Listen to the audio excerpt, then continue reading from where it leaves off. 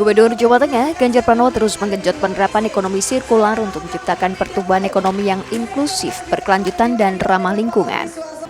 Lewat penerapan ekonomi sirkular, Ganjar Pranowo berhasil mengubah paradigma sistem ekonomi dari pendekatan ambil, pakai, dan buang menjadi ambil, pakai, dan olah. Pendekatan ekonomi sirkular semacam ini dapat memperpanjang siklus hidup suatu produk, bahan baku, dan sumber daya yang ada. Sistem ekonomi sirkular juga banyak melibatkan peran aktif masyarakat dalam menjaga lingkungan sehingga menarik bagi investor. Jawa Tengah sendiri telah berhasil mengurangi volume sampah mencapai lebih dari 1.200.000 ton dan tingkat keterkelolaan sampah mencapai 63,19%.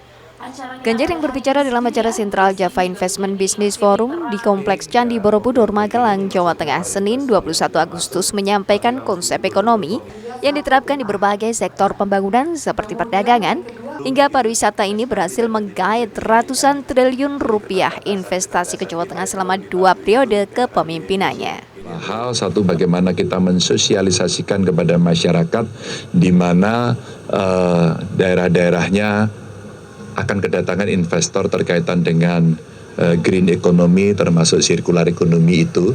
Ketika kemudian sosialisasinya berhasil, rasa-rasanya mereka akan mau juga gitu ya untuk dilakukan. Kedua, kita akan mengundang seperti tadi pertanyaan, ada yang datang dari audiens yang mengatakan kami punya teknologi dari Jepang tapi rasa-rasanya belum terbuka, maka saya sampaikan silakan datang kepada kami. Mana yang memungkinkan untuk diterapkan di Jawa Tengah, lokasinya di mana dan sebagainya.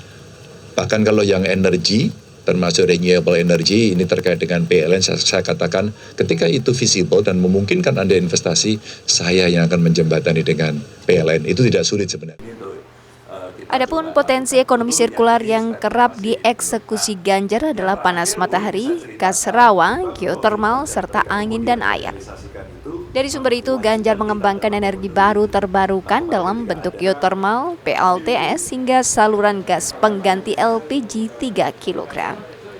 Ekonomi sirkular juga dibawa Ganjar sampai tingkat desa. Jumlah desa mandiri energi berkat energi baru terbarukan yang dikembangkan di Jawa Tengah saat ini telah berjumlah 2.353 DMI. Pada perhelatan Sentral Java Investment Business Forum di Kompleks Candi Borobudur, Ganjar menawarkan peluang investasi prospektif Jawa Tengah di sektor energi baru terbarukan pada 250 calon investor dari dalam dan luar negeri.